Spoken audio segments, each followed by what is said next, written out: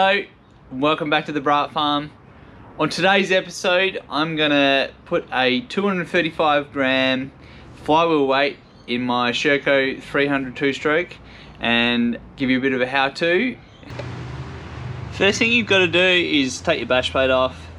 The main aim here is to get the ignition cover off, so we're just going to get the shifter out of the way, my case saver out of the way, and get that cover off, and then we can proceed to the next step.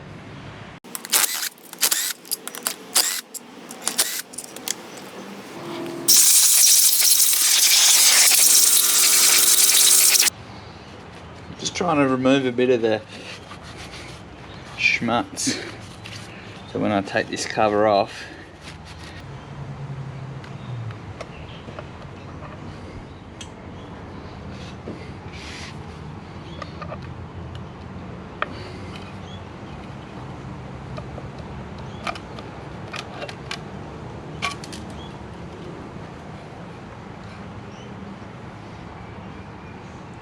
somewhere safe.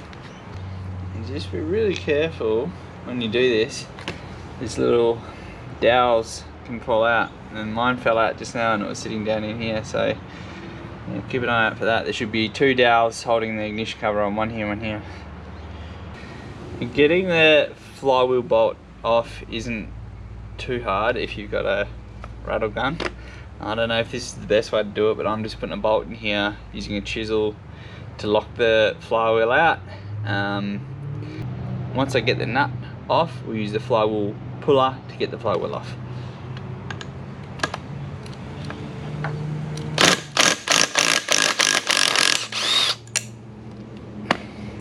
Pretty easy.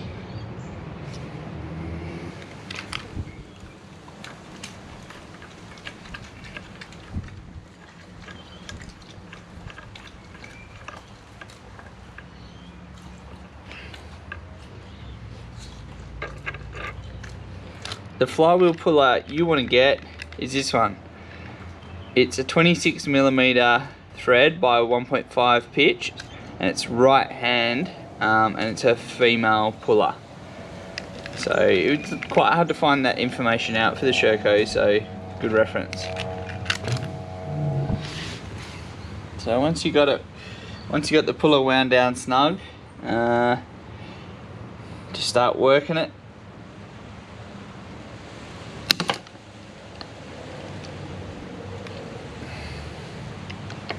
She's come loose already, just like that. I hope nothing's actually broken. No, that's it. How easy was that? Just one little crack. I was actually quite scared that I'd broken something. No, she's good. So there you have it. The 235 gram weight added onto the flywheel. So you sit the plate over the back, and then you put these 4 bolts through here. I use some red Loctite as well, just to make sure they don't come out, and I did them up pretty snug. You can't over tight them too crazy with a small Allen head like that, but yeah, nice and snug. Yeah, it looks good. Fits on there nicely. So now time to pop it back on. So the idea here is, once it's seated back in the right position, there's a keyway, so you just got to make sure you line it up. Use the bolt, the nut, the retaining nut, to push the flywheel back onto the spigot. So let's see how it goes with that. I might just put a little bit of lube on here to help it out.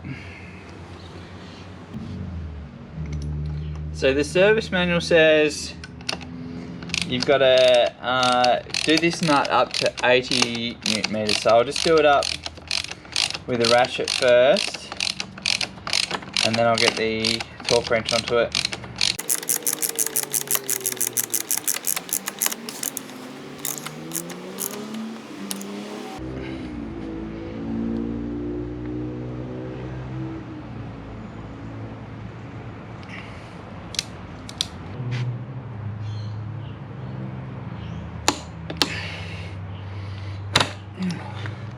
It's a bit tricky. I'm not using the right tool for the job here.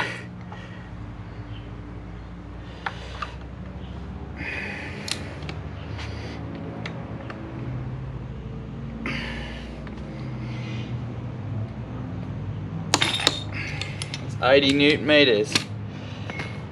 Cool. So she's back together again, and it spins without obstructing anything on the back, so that's good.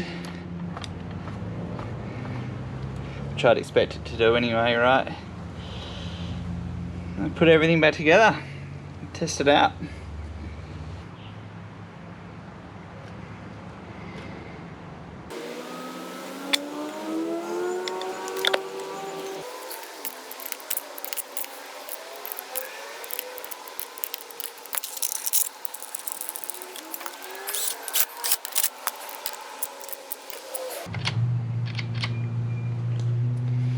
Alright, so there we have it.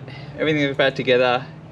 If you knew what you're doing, you could probably do this job in about 20 minutes really, from start to finish.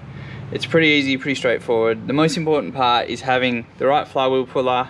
There's a whole bunch of different ones out there, and if you can get the tool which holds the flywheel in position properly, that would make your life a whole lot easier again. But you can do it without. It's just a bit backyard job, but I'm a backyard job kind of guy. Alright, time to put it back together and give it a test out.